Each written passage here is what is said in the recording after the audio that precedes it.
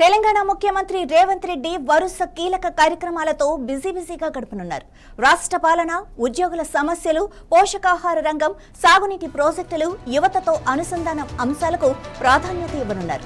మధ్యాహ్నం contract, outsourcing ఉద్యోగుల సమస్యలపై ఉన్నతాధికారులతో సీఎం సమీక్ష నిర్వహించనున్నారు. అనంతరం నాచారంలోని తెలంగాణ ఫుడ్స్ లో బాలామృతం కొత్త ప్లాంట్ను ప్రారంభించనున్నారు. సాయంత్రం ప్రజాభవన్లో రాష్ట్ర నీటిపారుదల ప్రాజెక్టులపై సమగ్ర ప్రెజెంటేషన్ పరిశీలించనున్నారు.